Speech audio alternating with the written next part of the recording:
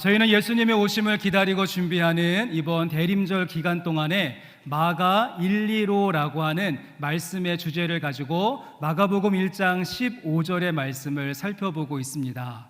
여러분, 이번 시간이 몇 번째 시간입니까? 네 번째 시간을 맞이했습니다.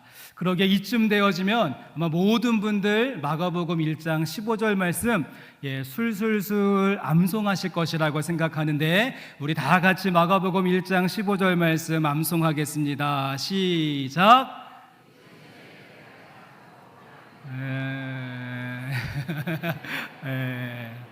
이럴 때 우리 방송실이 센스 있으면은 말씀을 딱 띄워주시던데, 우리 다 외우기는 했지만 우리 마가복음 1장 15절 말씀 다 암송함을 다시 한번 같이 해보겠습니다. 이르시되 때가 찼고 하나님의 나라가 가까이 왔으니 회개하고 복음을 믿으러라 하시더라. 아멘. 안 보고 하셨죠? 네.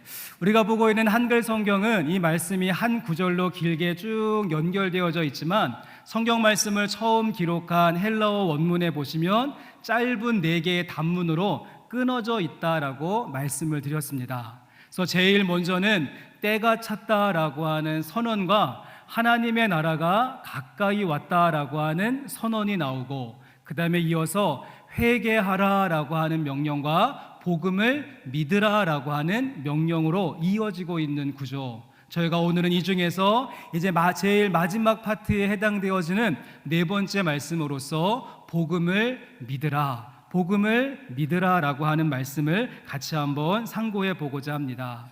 우리 가운데 활짝 열려 있고 가까이 임한 그 하나님 나라 앞에서 우리에게 필요한 모습은 먼저는 회개하는 진실함이 필요하고 복음을 믿는 굳건함이 필요한데, 오늘은 저희가 복음을 믿는다는 것은 어떠한 것인지 몇 가지로 나누어서 생각해 볼 수 있었으면 좋겠습니다. 여러분, 그런데 어떻습니까? 오늘의 말씀의 주제라고 할 수 있는 이 믿음이라고 하는 것, 우리가 교회 바닥에서 가장 많이 듣는 용어 중에 하나이고, 또 우리가 그리스도인이 된다라고 한다면 꼭 알아야 되는 전공 필수와 같은 과목이라고 할 수 있는데, 가끔씩은 내가 믿고 있는 것이 잘 믿고 있는 것인가? 내가 바르게 믿고 있는 것인가? 질문이 생기는 때가 있다는 것입니다. 그래서 이 믿음이라고 하는 과목은 쉬운 것 같은데 어렵고, 간단한 것 같지만 복잡하고, 있는 것 같은데 없고, 도달한 것 같지만 아직 먼 것 같은 그러한 느낌.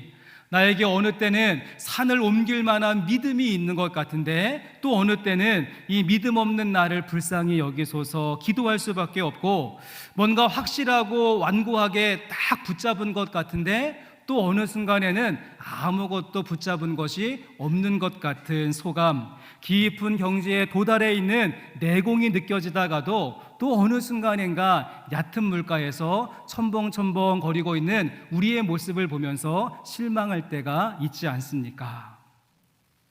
몇 년 전에 미국 기독교계에 굉장히 충격적인 사건이 하나 있었습니다. 한국에서도 노 데이팅, 또 겸손한 전통신앙, 이러한 책으로 잘 알려져 있는 조슈아 해리스라고 하는 이러한 목사님이 있으셨는데요. 이분은 미국 복음주의권에서 곽강받고 있고, 이제 앞으로 이끌어갈 리더라고 칭찬을 받고 있었던 목사님이었습니다. 또 미국에 있는 메릴랜드 커버넌트 라이프 처치를 10년 동안 담임하면서 그 교회를 초대형 교회로 그래서 성장시킨, 그래서 소위 교회 성장에 있어서 큰 업적을 남긴 소위 성공한 그런 목사였습니다. 여러분, 그런데 어느 날 갑자기 이 목사님이 자신의 SNS에 공식적으로 발표하기를, 나는 이제 더 이상 그리스도인이 아닙니다. 나는 믿음에 대하여 실족하였습니다. 목회를 이어갈 수 없습니다. 지금까지의 나의 주장과 출판된 책의 내용을 철회합니다. 나로 인해 상처받은 사람들에게 사과합니다. 이렇게 양심 고백을 하고는 그 담임 목사직을 내려놓고 처음부터 다시 새롭게 시작하겠다는 마음을 가지고 다시 신학교에 들어가서 공부를 다시 하게 되어진 것이죠.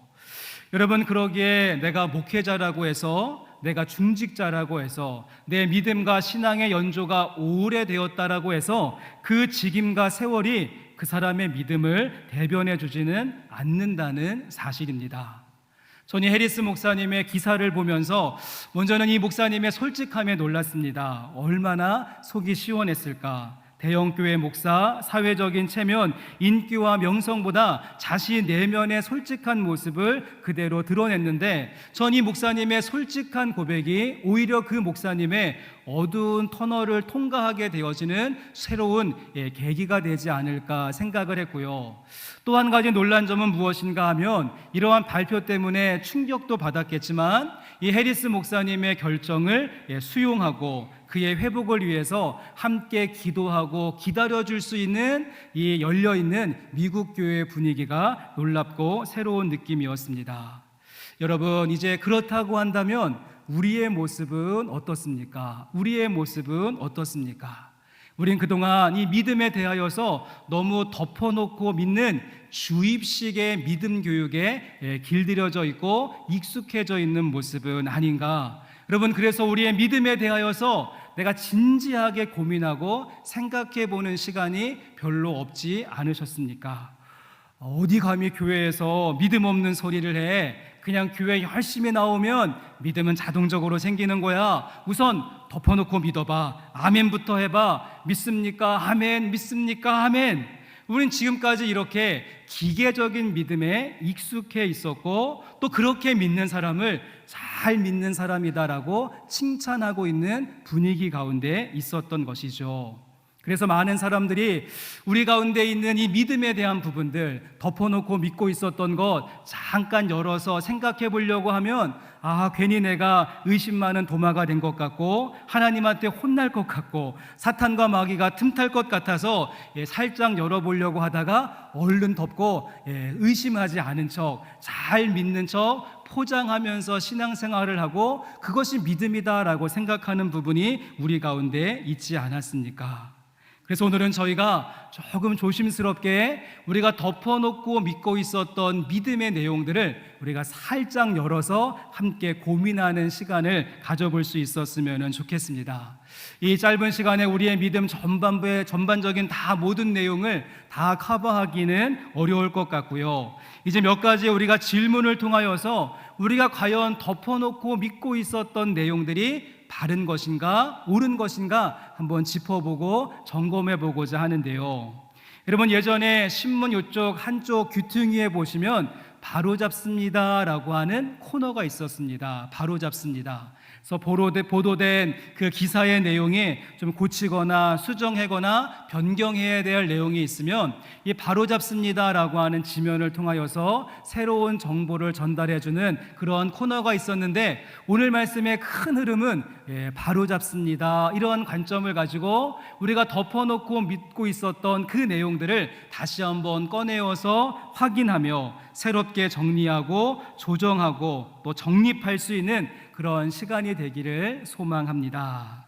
자, 그러면 가장 먼저 첫 번째로 바로잡습니다. 첫 번째로 고민해보고 싶은 믿음에 대한 정의는 무엇인가 하면 다음 슬라이드를 보여주시면 첫 번째 바로잡습니다는 믿음은 하나님이 주시는 것이다 라고 하는 이 정의, 여러분 어떻게 생각하십니까? 제가 끝에 물음표를 붙여 놓았는데, 믿음은 하나님이 주시는 것이다. 많은 분들이 이렇게 알고 또 가르치기도 하고 믿음은 하나님의 선물이다라고 생각하는 경향이 우리 가운데 있다는 것입니다.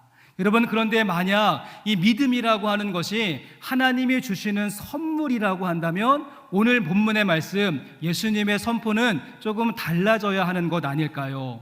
때가 찼고 하나님 나라 가까이 왔으니 회개하라. 회개하면 복음이 믿어질 것이다. 너희가 가만히만 있으면 이 복음과 믿음이 너희들 마음 가운데 자리 잡고 믿어지게 될 것이다. 이렇게 말씀하시는 것이 맞을 것입니다. 하지만 어떻습니까? 오늘 말씀해 보시면 때가 찬 하나님 나라 앞에서 회개하였는가? 그렇다면 그 다음에 합당한 반응으로서 복음이 믿어질 것이 아니라 복음을 믿으라. 우리에게 복음을 믿으라고 말씀하시면서 주도적인 액션의 차원으로 말씀하셨다는 사실입니다. 말씀을 몇 장 넘어가셔서 마가복음 5장 말씀해 보시면 우리가 잘 알고 있는 사건 가운데 회당장 야이로의 딸을 고치기 위해서 예수님께서 이동하고 계셨고요. 그 중간에 12해 동안 혈루증을 앓고 있었던 여인을 만나셔서 그 여인을 고쳐주시는 그러한 사건이 있습니다. 그런데 그 시간 동안의 지체함으로 말미암아서 이 회당장 야이로의 딸이 그만 죽게 되었다라고 하는 전가를 받게 되죠.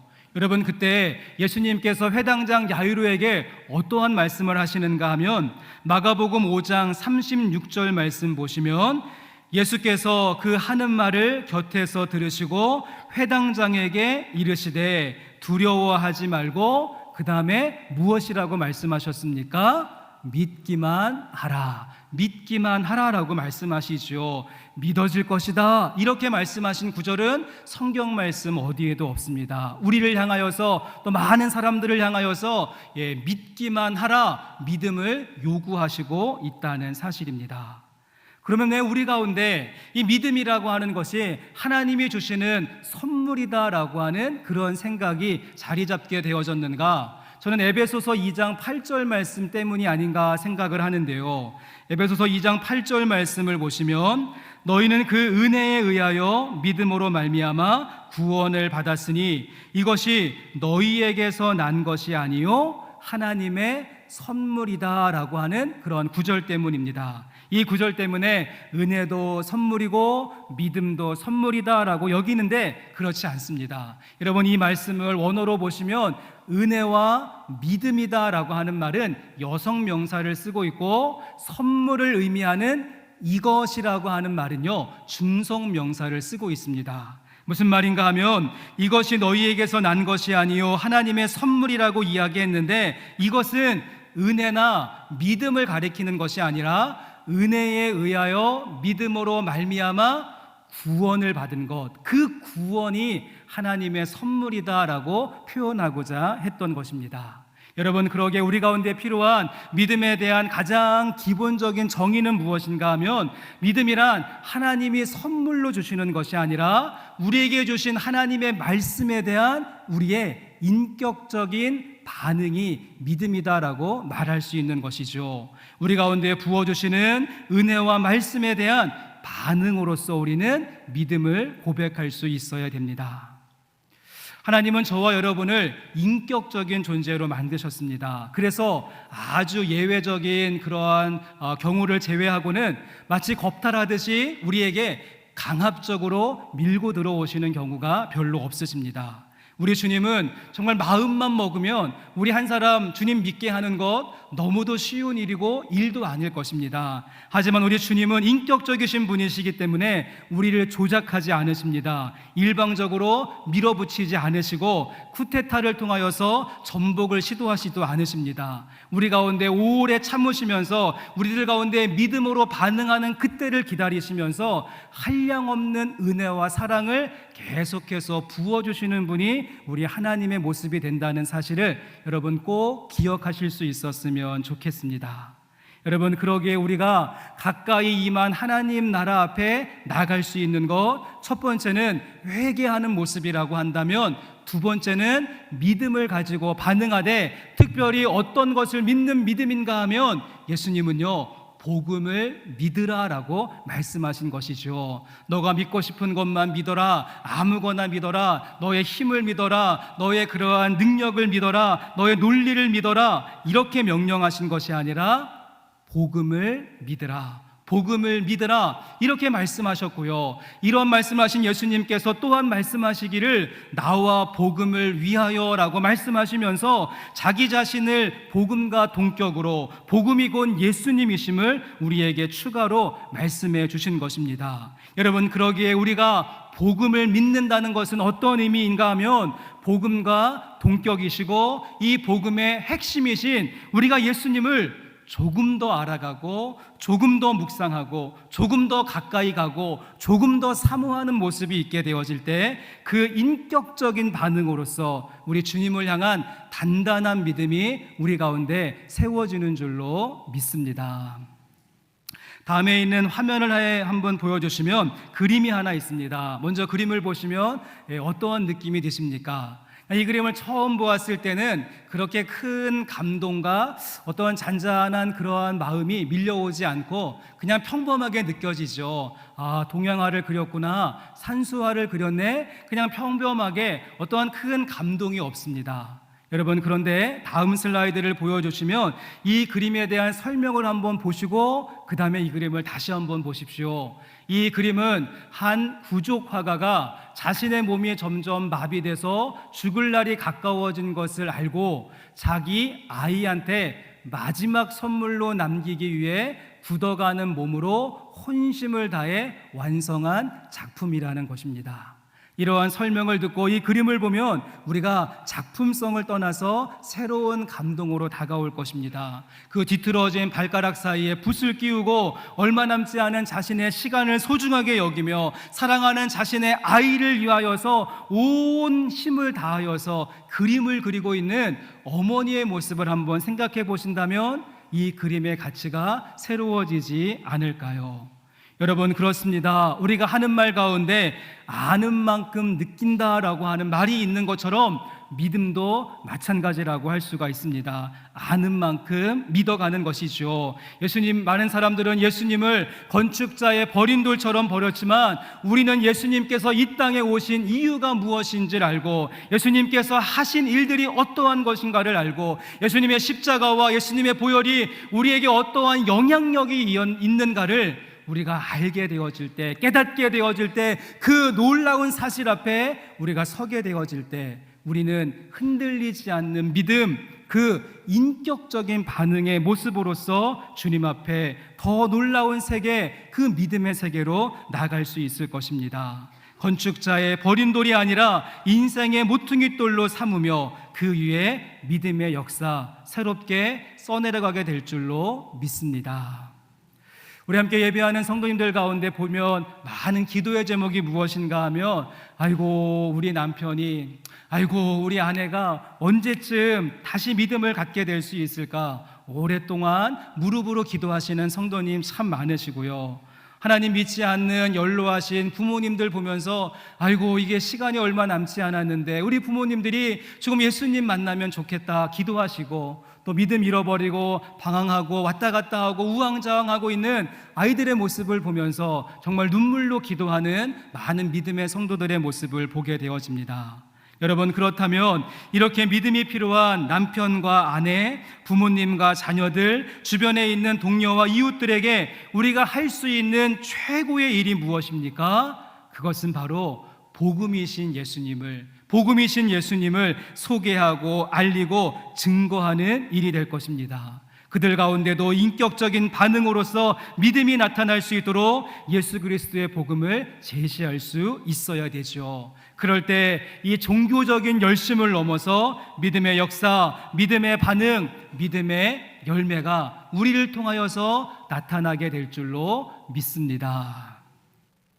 자, 그런가 하면 다음에 두 번째로 생각해 보고 싶은 바로잡습니다는 무엇인가 하면 다음 슬라이드를 보여주시면 바로잡습니다 두 번째 내용은 큰 믿음을 가져야 한다. 큰 믿음을 가져야 한다.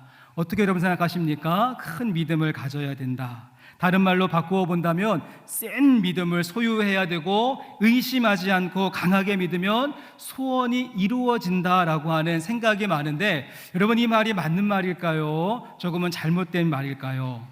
우리 교회 안에서 많이 듣는 말 가운데 어떤 말이 있는가 하면 요즘 같은 연말이 되어지면 교회가 이제 새로운 사역과 어떠한 그런 일들을 준비하면서 우리 성도님들에게 함께 동참해 주시기를, 또 이것을 좀 맡아 주시기를 부탁하는 경우가 있습니다. 그러면 그 맡겨지고 부탁하는 일을 정중하게 겸손하게 사양하는 방법이 무엇입니까? 아이고 저는요 믿음이 약해가지고, 아이고 저는 믿음이 부족해서 그거 맡을 수 없습니다, 이렇게 말씀하시는 경우가 많이 있고요.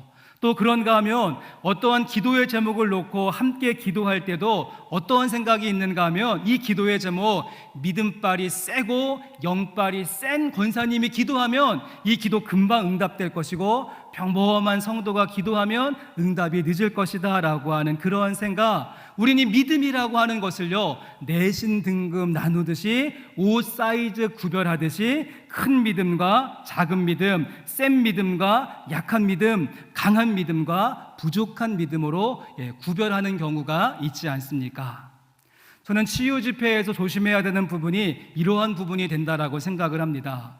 물론 우리가 우리의 몸과 마음의 아픈 부분을 가지고 치유하시는 주님 앞으로 나가는 모습 꼭 필요합니다. 그런데 이 치유 집회의 문제는 무엇인가 하면 많은 사람들이 모여서 기도하는데 고침받고 회복되는 사람은 약간의 소수의 사람들만 고침을 받고 나머지 그냥 대부분의 사람들은 이 고침받지 못한 상태로 돌아가는 경우, 여러분 여기에서 보여지는 영적인 폭력이 무엇인가 하면, 그래서 고침받은 사람들은 내 믿음이 세기 때문에, 내 믿음이 강하고 강렬하기 때문에 나는 고침받았고, 저 고침받지 못한 사람은 믿음이 약하기 때문에, 온전한 믿음이 없기 때문에 믿음이 연약해서 고침받지 못했다라고 하는 이러한 모습이 나타나게 되는 것입니다.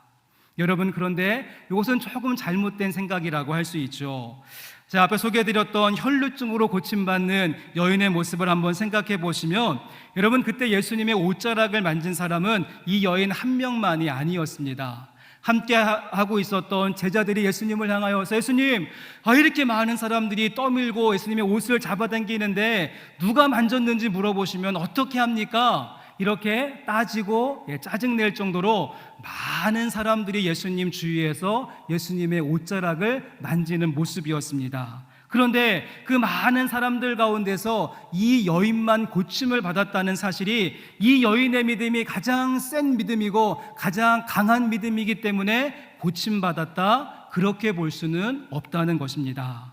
여러분, 예수님께서 이 여인에게 무엇이라고 말씀하셨는가 하면, 내 믿음이 너의 병을 고쳤느니라, 이렇게 말씀하지 않으셨습니다. 내 믿음이 내 병을 고쳤다라고 말씀하신 것이 아니라, 예수님은 그 여인을 향하여서 내 믿음이 너를 구원했다라고 말씀하시죠. 내 믿음이 너를 구원했다. 예수님은 그 여인의 믿음의 강도를 보신 것이 아니라 그 여인 속에 있는 구원받는 믿음을 보셨던 것입니다. 저는 그래서 이러한 상상을 한번 해보았는데요. 그때 병에서 고침받은 여인은 이 여인 한 사람뿐일지는 모르겠지만, 여러분 그날 이 구원받은 사람들은, 이날에 구원받은 사람들은, 그 현장에서 구원받은 사람들은 차고 넘치지 않았을까요? 여러분, 그렇습니다. 우리가 이 믿음이라고 하는 것, 등급을 나누기 시작하고 센 믿음과 약한 믿음을 구별하기 시작하는 순간 우리는 심각한 자기의에 빠질 수 있다는 사실을 여러분 기억하십시오. 오직 우리가 믿음으로 구원받는다는 사실은 너무도 확고한 성경의 말씀의 진리이지만, 그 믿음이 나에게 있는 센 믿음, 나에게 있는 큰 믿음이 되는 순간 율법으로 구원을 받는다라고 이야기했었던 바리새인들이나 착한 행실과 행위로 구원을 받는다라고 주장을 했었던 사두개인들과 다를 바가 없어진다는 사실입니다. 내가 율법을 열심히 지켜서 의롭게 되어진다, 내가 선행을 많이 했기 때문에 의로워질 수 있다, 나에게 센 믿음이 있고 나에게 강한 믿음이 있기 때문에 의롭게 될 수 있다. 자칫 잘못하면 율법과 선행의 자리에 우린 믿음을 밀어 넣을 뿐, 센 믿음과 큰 믿음이 나의 공로가 될 수도 있고 자기 의의가 될 수 있다는 사실입니다. 여러분, 그러기에 우리에게 필요한 모습은 센 믿음을 갖기 위해서 부단히 애쓰는 것이 아니라, 우리에게는요 바른 믿음이 필요합니다. 바른 믿음을 소유할 수 있어야 하는 것입니다. 여러분, 그렇다고 한다면 우리가 추구해야 되는 바른 믿음의 모습은 어떠한 모습인가? 로마서 1장 17절 말씀으로 설명을 드릴 수 있을 것 같은데요, 우리 이 말씀 한번 같이 읽어보도록 하겠습니다. 복음에는 하나님의 의가 나타나서 믿음으로 믿음에 이르게 하나니, 기록된 바 오직 의는 믿음으로 말미암아 살리라 함과 같으니라. 아멘. 너무도 유명한 말씀, 잘 하시는 말씀일 텐데요. 사도 바울은 오직 의인은 무엇으로요? 믿음으로 말미암아 살리라 라고 말하면서 오직 믿음으로 선포했고, 그런데 그 오직 믿음으로 해서 믿음은 어떠한 믿음인가 하면 그 앞에서 설명하기를요, 복음에는 하나님의 의가 나타나서 믿음으로 믿음에 이르게 하나니 그 믿음으로 말미암아 살리라라고 말씀하고 있는 구조입니다. 여러분, 여기가 조금 어려운데 한번 잘 들어보시면 복음에는 하나님의 의가 나타나서 믿음으로 믿음에 이르게 되어진다. From 믿음 to 믿음 하면서 어떠한 믿음이 있는데 그 믿음이 또 다른 어떠한 믿음을 이끌어가고 있는 그런 형태로서 말씀이 기록되어져 있습니다. 여기에 대한 다양하고 많은 해석들이 있습니다. 마틴 루터는 낮은 믿음에서 높은 믿음으로 나가야 된다. 칼빈은 수동적인 믿음에서 능동적인 믿음이 필요하다. 어거스틴은 고백하는 믿음에서 실천할 수 있는 믿음으로 해석할 수 있다. 다양한 이야기를 했는데 저는 오늘 이 말씀을 조금 다른 각도에서 접근해 보고자 합니다. 믿음으로 믿음에 이르게 된다라고 했는데 앞에 있는 믿음은 어떠한 믿음인가 하면 우리 예수님의 믿음, 예수 그리스도의 믿음이 있는 것이고, 그 믿음이 우리 가운데 부어질 때 뒤에 있는 믿음으로 믿음에 이르게 된다라고 했는데, 뒤에 있는 믿음은 우리의 믿음, 나의 믿음이라고 할 수 있는 것입니다. 점점 어렵게 느껴지시는데 어떤 의미인가 하면 예수님의 믿음이 있습니다. 그 예수님의 믿음으로 말미암아 우리가 믿게 된다라고 하는 말, 쉽게 말씀드리면 예수님이 우리를 먼저 믿어주신 것이고 그 믿음에 대한 반응으로서 우리 믿음을 고백할 수 있는데, 내가 잘났기 때문에, 나에게 센 믿음이 있기 때문에, 나에게 어마무시한 믿음이 있기 때문인 것이 아니라 우리를 믿어주시는 예수님의 믿음. 여러분, 그렇습니다. 우리 예수님의 마음 속에는, 예수님의 그 기대 속에는 우리를 향한 믿음이 있었습니다. 무슨 말인가 하면, 그래, 내가 하나님의 아들로서 이 땅 가운데 가서 십자가에 죽으면 저들이 살아나게 될 것이다 라고 하는 우리 예수님의 믿음, 내가 이 땅 가운데 하늘의 미랄이 되어져서 땅에 썩어 죽게 되어지면 저 죽음의 늪에 있는 사람들이, 저 사망의 자리에서 고통하고 있는 나의 백성들이 분명하게 살아날 것이다 라고 하는 우리 예수님의 믿음, 내가 저들을 향하여서 끝까지 믿어주며 끝까지 인정해주며 사랑 베풀어주면 언젠가는 나를 믿는 날이 있겠지. 이러한 예수님의 믿음이 우리의 믿음을 이끌어갈 때, 그 예수님의 믿음이 우리 가운데 부어지게 될 때 믿음으로 믿음에 이르게 되어지는 은혜를 경험하게 될 것입니다. 다시 한 번만 쉽게 설명을 드리면, 열차를 한번 생각해 보십시오. 열차의 경우 앞에서 끌어가는 기관차가 있습니다. 동력을 발동시키는 기관차가 있고, 그 뒤에 그것을 따라가는 여러 대의 그 열차와 객차가 있는 것처럼 우리 예수님이 우리를 믿어주시는 믿음이 기관차가 되어져서 우리의 믿음을 견인하게 되어질 때 우리는 그 믿음에 반응하며 믿음으로 믿음에 이르게 되어지고, 그 오직 그 믿음으로 의롭게 되어질 수 있다라고 말씀하고 있는 줄로 믿습니다. 아이고, 어렵습니다. 네. 제가 조금 극단적인 좀 얘기를 해서 좀 죄송하기는 하지만 좀 한번 이러한 상상을 해보시면 좋겠습니다. 여러분에게 지금 심각한 심장 질환이 있어서 이 심장을 이식받지 않으면 살 수 없는 그러한 상태라고 한번 생각을 해보시고요. 그런데 어떤 피덩이 꼬마 아이가 죽어가면서 그 아이의 심장을 나에게 이식해 주었습니다. 그래서 지금 내 안에, 지금 내 속에는 그 피덩이, 그 꼬마 아이의 심장이 내 안에서 펌핑하고 있다고 여러분 한번 생각을 해보십시오. 그러면 내가 그 모습으로, 그 상태로 이와 같이 지금과 같은 삶을 내가 살 수 있을까요? 여전히 여유롭게, 한가하게, 대충대충, 적당하게, 가끔씩 죄도 짓고 세상적으로 타락도 하고 향락을 즐기면서 마음대로 아무렇게 그렇게 살 자신감 있으십니까? 그렇지 않을 것입니다. 내 안에, 내 속에 그 꼬마 아이의 심장이 뛰고 있는 것을 안다면 우리의 삶의 자세, 우리의 마음가짐은 달라지지 않을까요? 마찬가지입니다. 믿음으로 믿음에 이르게 되나니 그리스도의 심장이, 그리스도의 피가, 그리스도의 흔적이 지금 내 안에 믿음으로 부어졌는데 우리가 어떻게 이와 같은 삶을 계속해서 살 수 있을까? 여러분, 그러기에 센 믿음, 강한 믿음, 어마무시한 믿음이 필요한 것이 아니라 우리 가운데 바른 믿음이 필요합니다. 우리 가운데 먼저 믿음을 흘려 보내주신 그 예수님의 믿음에 잇대어서 믿음을 고백하시되 날마다 순간순간 바른 믿음을 고백하며 나가실 수 있는 우리 영생교회 성도님들 되시기를 주의 이름으로 간절히 소망합니다. 마지막으로 한 가지만 더 살펴보고 싶은 바로잡습니다. 3번은 무엇인가 하면 다음 슬라이드, 바로잡습니다. 세 번째는 믿음은 행위의 반대말이다 라고 하는 말을 많이 하죠. 믿음은 행위와 어긋나고 맞지 않는다. 믿음과 행위를 구분하는 모습이 우리 가운데 있습니다. 너무도 이분법적인 잣대를 가지고 믿음은 좋은 것이고 행위는 나쁜 것이다, 그리고 교회는 거룩한 것이고 세상은 악한 것이다, 예배는 정말 소중한 것이고 삶은 그것보다 덜 중요하다라고 보는 이 이분법적인 잣대와 이러한 생각은 제가 생각하기에는 오직 믿음으로만 구원을 받는다라고 이야기하는 이신칭의 그 교리가 보여주고 있는 약간의 부작용이 아닌가 하는 생각을 갖게 되어집니다. 여러분, 다시 한 번만 로마서 1장 17절 말씀 보시겠습니까? 유명한 말씀, 복음에는 하나님의 의가 나타나서 믿음으로 믿음에 이르게 하나니 기록된 바 오직 의는 믿음으로 말미암아, 그 다음 무엇입니까? 살리라, 삶을 이야기하고 있다는 것입니다. 오직 믿음으로 천국 갈 것이다, 오직 믿음으로 교회만 열심히 다닐 것이다, 오직 믿음으로 예배만 잘 드릴 것이다, 그렇게 하지 아니하고 오직 의인은 믿음으로 말미암아 살리라.